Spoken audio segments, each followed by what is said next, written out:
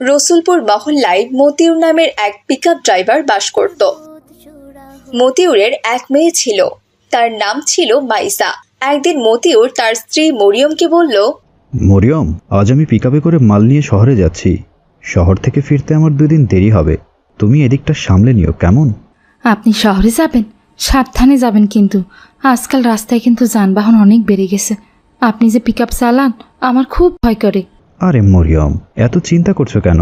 আমি তো পাক্কা ড্রাইভার, আমার ড্রাইভিং লাইসেন্সও আছে। আল্লাহর রহমতে আমার কোনো সমস্যা হবে না। তুমি শুধু আমার জন্য দোয়া করো।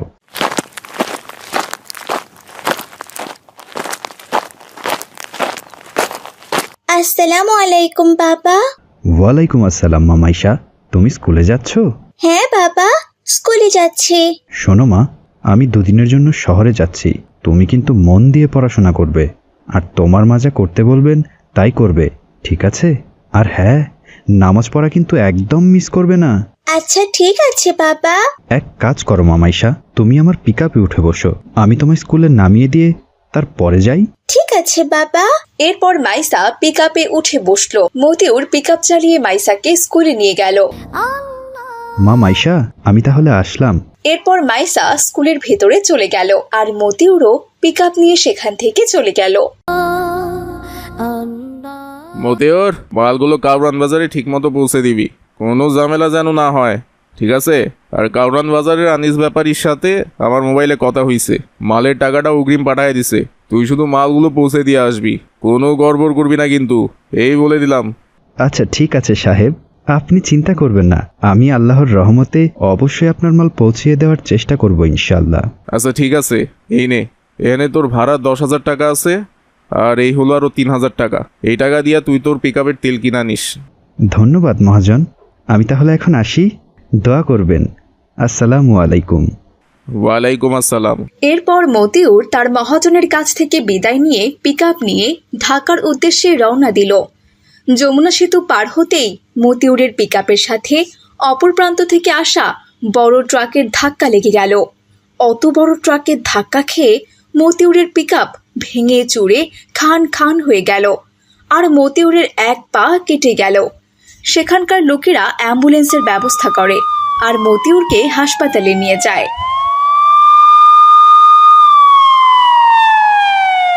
হাসপাতালে মতিউরের ফোন থেকে রমজান ব্যাপারীকে ফোন করা হলো। আসসালামু আলাইকুম। মতিউর নামের এক রোগী আমাদের ঢাকা হাসপাতালে ভর্তি হয়েছে। তার ডায়াল নাম্বারে আপনার এই নাম্বারটা ছিল। হ হ, মতিউরই তোর পিকআপে কইরা আমার মাল ঢাকায় নিয়ে গেছে। তা মতিউরের হইছেটা কি? ও হাসপাতালে কি করতেছে? শুনেন মিস্টার রমজান সাহেব, রোগীর খুব বড় অ্যাক্সিডেন্ট হয়েছে। ঘটনাস্থলেই তার এক পা কেটে পড়ে গেছে, আর পিকআপটা ভেঙে চুরে চুরমার হয়ে গেছে। হায় হায় হায় রে, আমার 5 লাখ টাকার মাল, এখন আমি আনিসরে কি জবাব দিব? আরে এসব আপনি কি বলছেন? একজন রোগী কোনোভাবে মৃত্যুর হাত থেকে বেঁচে ফিরেছে, আর আপনি তার কথা একবারও চিন্তা না করে আপনার মালের কথা চিন্তা করছেন। ইনি যে তার পা হারিয়ে ফেললো এবং সারা জীবনের জন্য পঙ্গু হয়ে গেল, এখন তার সংসারটা কে দেখবে শুনি? এই সব কিছু তো হয়েছে আপনার মাল ঢাকায় নিয়ে আসার জন্য। টাকা গেলে তো টাকা ফেরত পাবেন, কিন্তু মানুষের জীবন চলে গেলে সেটা তো আর ফেরত পাওয়া যাবে না। ডাক্তার সাহেব, মালের চিন্তায় আমি সব গুলাইয়া ফেলছি। মতিউরের তো কেউ নাই ঢাকায় যাওয়ার মতো। আপনি এক কাজ করেন, আপনি অ্যাম্বুলেন্সে কইরা মতিউরকে বাড়িতে পাঠায়া দেন, আমি ওর স্ত্রী সন্তানরে খবর দিতাছি। আচ্ছা ঠিক আছে রমজান সাহেব, আমি সবকিছুর ব্যবস্থা করে ওনাকে অ্যাম্বুলেন্সে করে বাড়ি পাঠিয়ে দিচ্ছি। হাসপাতাল থেকে ব্যান্ডেজ করে মতিউরকে অ্যাম্বুলেন্স করে বাড়িতে পাঠিয়ে দেওয়া হলো। আর এদিকে রমজান ব্যাপারী গিয়ে মতিউরের স্ত্রী আর তার সন্তানকে অ্যাক্সিডেন্টের খবরটি দিল। ব্যাপারীর মুখে অ্যাক্সিডেন্টের কথা শুনে তো মরিয়ম এবং তার মেয়ে কান্না শুরু করে দিল। এ আপনি কি বলছেন কি চাচা যান? আমার বাবা অ্যাক্সিডেন্ট করেছে। হায় আল্লাহ, তুমি আমাদের এটা কি শাস্তি দিলে? এ আপনি কি বলছেন ভাইজান? এ আমার কি সর্বনাশ হয়ে গেল!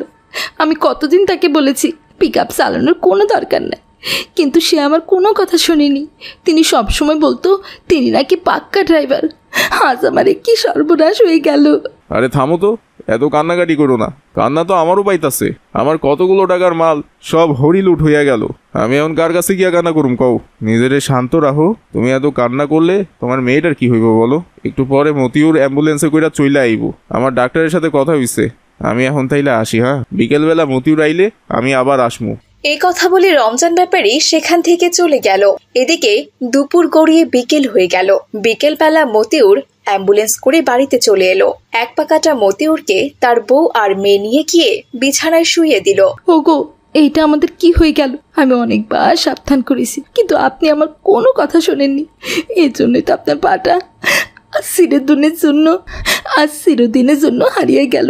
এখন আমাদের এই সংসারটা কে চালাবে?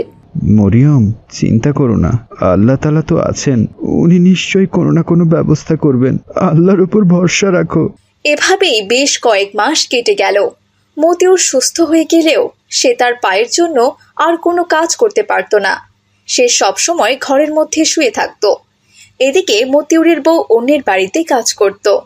অন্যের বাড়িতে কাজ করে যা টাকা পেত, সেই টাকা দিয়ে অনেক কষ্টে মতিউরের বউ তার সংসার চালাতো।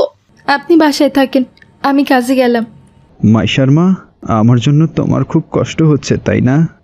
এক হাতে তুমি সংসারটা সামাল দিচ্ছ আর মানুষের বাসায় বাসায় কাজ করছো। তোমার এত কষ্ট দেখে আমার খুব খারাপ লাগে। আমি যদি তোমার কাছে সাহায্য করতে পারতাম তাহলে কতই না ভালো হতো। এইসব কথা বলবেন না তো। আল্লাহ তাআলা বিপদ দিয়েছেন, আল্লাহ তাআলাই সমাধান করবেন। কাউকে সাহায্য করতে হবে না, আপনি শুধু বাড়িটা পাহারা দিলেই হবে। আমি তাহলে এখন কাজে চলে গেলাম। এভাবেই বেশ কয়েক বছর কেটে গেল। মতিউরের মেয়ে মাইসা এখন বেশ বড় হয়েছে। মতিউরের বউ মরিয়ম চিন্তা করছে যে এবার তার মেয়েকে বিয়ে দেওয়া উচিত। মাইশার বাবা, আমাদের মেয়েটা তো বড় হয়ে গেছে, ওর এবার বিয়ের ব্যবস্থা করাটা দরকার। ওদিন ঘটক বলেছিল তার হাতে নাকি ভালো একটা ছেলে আছে। আমি চাই সেই ছেলের সাথে আমাদের মেয়ের মাইশার বিয়ে দিতে। হ্যাঁ মরিয়ম, মেয়ে তো বড় হয়েছে, বিয়ে তো দিতেই হবে। আর কতদিনই বা ওকে ঘরে রাখা যাবে বলো? মতিউর আর তার বউ যখন তাদের মেয়ে মাইসার বিয়ে নিয়ে আলাপ আলোচনা করছিল, তখন সেখানে কলেজ থেকে মাইসা চলে এলো। মা, বাবা, তোমরা এসব কি বলছো কি? আমি যে পড়াশোনা করছি, আমি নিজের পায়ে দাঁড়াতে চাই। এখনই তোমরা আমার বিয়ে দিয়ে দিও না। কি বলছিস মা? মেয়েরা বড় হলে তো তাদেরকে ঘরে রাখতে নেই, তাদের অনেক ঝামেলা হয়। ভালো একটা ছেলের সন্ধান পেয়েছি মা, আমি চাই তার সাথে তোর বিয়েটা দিয়ে দিতে। তুই আর অমত করিস না মা, ছেলেটা আজ বিকেলে তোকে দেখতে আসতে চায়। আমিও তাকে আসতে বলে দিয়েছি। কিন্তু মা। কোনো কিন্তু না মা, আমি যেটা বলেছি সেটাই হবে। যা, এখন হাত মুখ ধুয়ে খাবার খেতে আয় মা। এইভাবে দিন গড়িয়ে বিকেল হয়ে গেল। বিকেলবেলা জুবাইর নামের এক ছেলে মাইসাকে দেখতে এলো। মাইসাকে দেখে জুবাইরদের যদিও বা পছন্দ হয়েছে, কিন্তু তাদের বাড়িঘর আর পঙ্গু বাবাকে দেখে জুবাইর মাইসাকে বিয়ে করতে রাজি হলো না। সে মুখের ওপর বিয়ে করবে না বলে মোটরসাইকেল নিয়ে সেখান থেকে চলে গেল। দেখেছো মা, তোমাকে বলেছিলাম না আমাদের মতো গরিব মানুষদের কেউ কখনোই গ্রহণ করবে না, কেউ বউ হিসেবে মেনে নেবে না। মা, তোমরা আর আমাকে বিয়ে করতে বলো না, আমি আমার নিজের পায়ে দাঁড়াতে চাই। কিন্তু তুই কি করতে চাস মা? আমরা তো তোর কথা কিছুই বুঝতে পারছি না মা। মা, আমি ব্যবসা করতে চাই। ব্যবসা করে আমি অনেক টাকার মালিক হতে চাই। তুই একটা মেয়ে মানুষ হয়ে কিসের ব্যবসা করবি মা? মা, মেয়েরা কি ব্যবসা করতে পারে না বলো? এ সময় মেয়েরা কিসে পিছিয়ে আছে তুমিই বলো। আমি আল্লাহ তাআলার হুকুম মেনে পর্দা সহিত যদি ব্যবসা করি তাহলে কোনো সমস্যা হবে না মা, তুমি দেখে নিও। আচ্ছা ঠিক আছে মা, তোর যা ভালো মনে হয় তুই সেইটাই কর। এরপর মাইসা অনেক ভেবে বড় রাস্তার মোড়ে একটা ছোট্ট ফুচকার দোকান দিল। ফুচকা খেতে এসে লোকেরা মাইসাকে নিয়ে নানান ধরনের কটু কথা শোনাতো।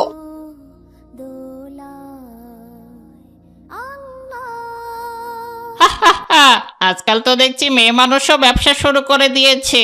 বলি দিন দিন কি লজ্জা শরম দুনিয়া থেকে উঠে যাচ্ছে নাকি?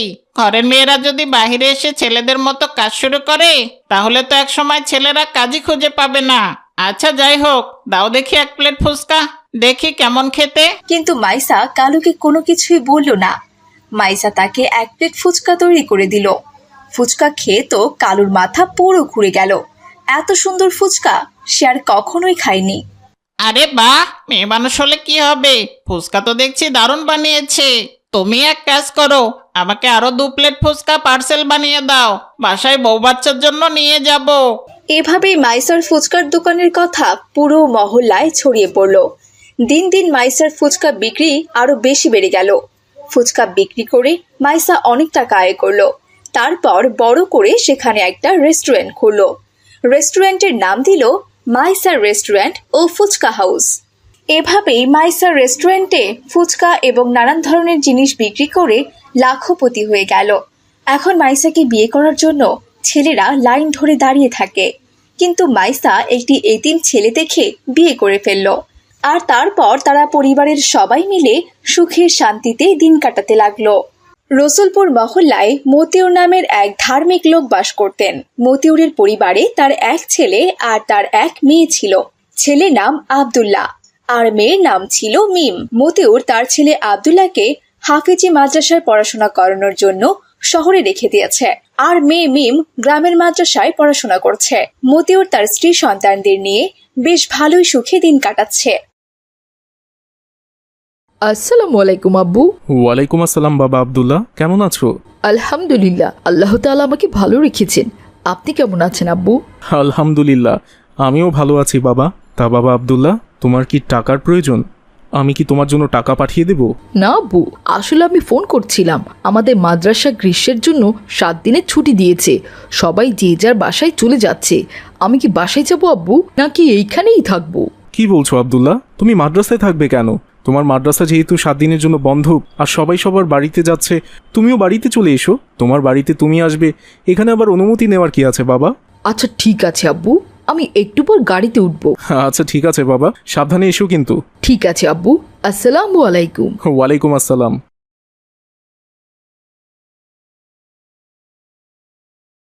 আব্বু, কে ফোন করেছিলেন?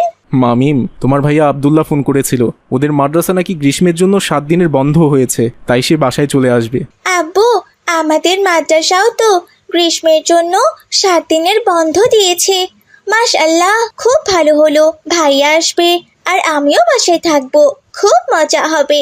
আমি তাহলে যাই আব্বু, আম্মুকে খবরটা দিয়ে আসি। এই কথা বলে মিম সেখান থেকে চলে গেল। এইদিকে ওই মহল্লায় রহিমা নামে এক বৃদ্ধ বুড়ি বাস করতেন। বুড়ির 3 কুলে কেউই ছিল না, শুধুমাত্র একটি নাতনি ছাড়া। বুড়ির বাড়ির সামনে একটি সুপারির বাগান ছিল।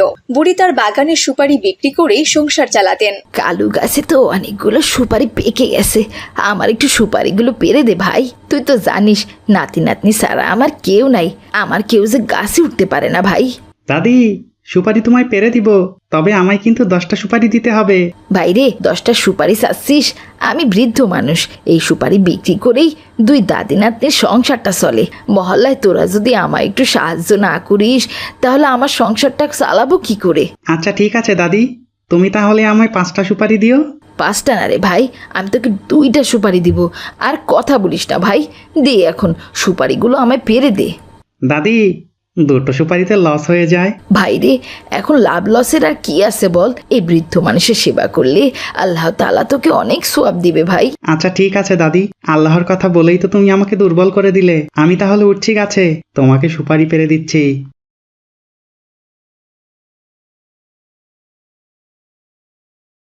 এরপর কালু গাছে উঠে গাছ থেকে পাকা পাকা সুপারিগুলো ফেলতে লাগলো। আদিবা, সুপারিগুলো কুড়িয়ে তাড়াতাড়ি ঝুড়িতে তুল। আচ্ছা ঠিক আছে দাদি, আমি তুলছি। আর আদিবা সুপারিগুলো কুড়িয়ে কুড়িয়ে ঝুড়িতে রাখছিল। একটু পর সুপারি পাড়া শেষ করে কালু নিচে নেমে এলো। আমাকে যে 2টো সুপারি দিতে চেয়েছিলে, দাও। এই নে দাদু ভাই। আচ্ছা ঠিক আছে দাদি, আমি এখন তাহলে আসি।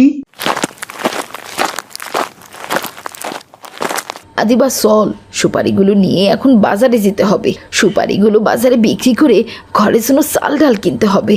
আচ্ছা ঠিক আছে দাদি, চলো। এরপর ওরা 2 দাদি নাতনি বাজারে সুপারি বিক্রি করতে চলে গেল। এদিকে দিন গড়িয়ে বিকেল হয়ে গেল। বিকেলবেলা আব্দুল্লাহ শহর থেকে চলে এলো। আসসালামু আলাইকুম চাচা যান, আমাকে চিনতে পেরেছেন? ওয়ালাইকুম আসসালাম। আরে চিনতে পারুম না? তুমি এটা কোনো কথা কইলা বাজান? তুমি হইলা গিয়া আমাগো আব্দুল্লাহ বাজান। তা বাজান, শহর থেকে আইলা বুঝি? হ্যাঁ চাচা যান, শহর থেকে এলাম। তা বাজান, অহন বাড়িতে যাইবা নাকি? হ্যাঁ চাচা যান, আমাকে বাড়িতে পৌঁছে দিয়ে আসুন। আচ্ছা ঠিক আছে বাজান, রিক্সায় উঠা বহো। এরপর রিকশাওয়ালা আব্দুল্লাহকে নিয়ে তার বাড়িতে নামিয়ে দিল। আসসালামু আলাইকুম আব্বু আম্মু, আপনারা কেমন আছেন সবাই? ওয়ালাইকুম আসসালাম বাবা, আমরা সবাই ভালো আছি। এসো বাবা, বাড়ির ভেতরে এসো। আসসালামু আলাইকুম ভাইয়া, ব্যাগটা আমাকে দাও। ওয়ালাইকুম আসসালাম। আচ্ছা ঠিক আছে মিম, এই নে। তুই ভালো আছিস বোন? নিয়মিত মাদ্রাসায় যাস নাকি ফাঁকি দিস বলতো? না ভাইয়া, আমি রোজ মাদ্রাসায় যাই। আমার মাদ্রাসাও 7 দিনের বন্ধ দিয়েছে, এজন্যই আজ আমি মাদ্রাসায় যাইনি। তুমি যেহেতু চলে এসেছো, এই 7 দিন আমরা খুব মজা করব ভাইয়া, চলো চলো। এরপর ওরা সবাই মিলে ঘরের ভেতরে চলে গেল। বাবা আব্দুল্লাহ, যাও বাবা, রেডি হয়ে এসো। আমি তোমাদের সবার জন্য নাস্তা রেডি করে টেবিলে রেখে দিয়েছি। সবাই মিলে একসাথে নাস্তা খাবো। আচ্ছা ঠিক আছে আম্মু। এরপর আব্দুল্লাহ ফ্রেশ হতে তার রুমে চলে গেল। আর ফ্রেশ হয়ে এসে তারা সবাই নাস্তা করতে বসলো।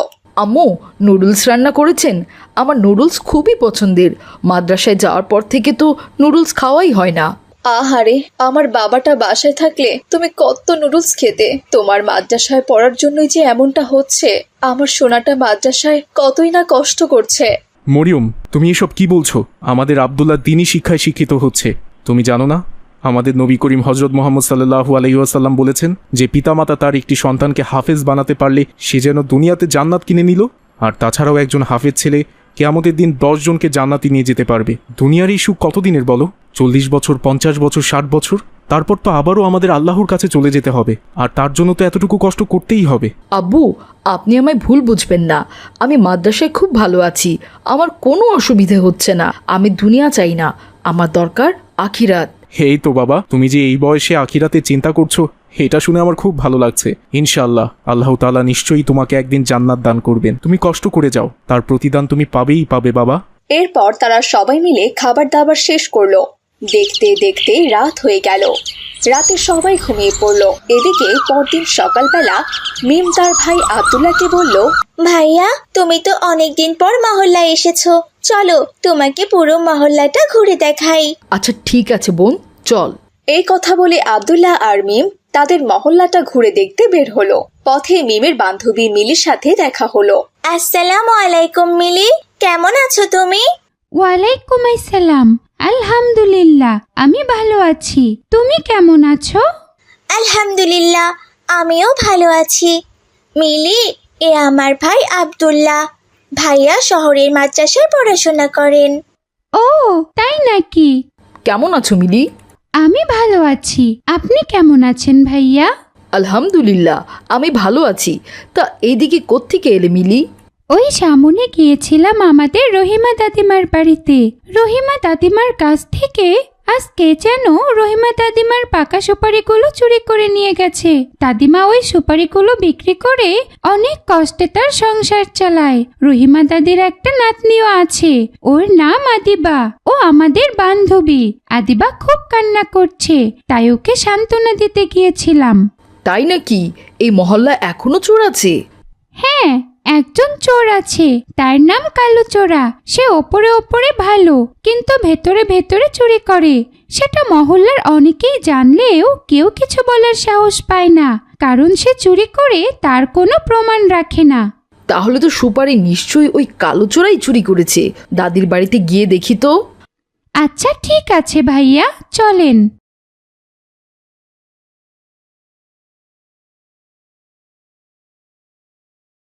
আসসালামু আলাইকুম দাদি।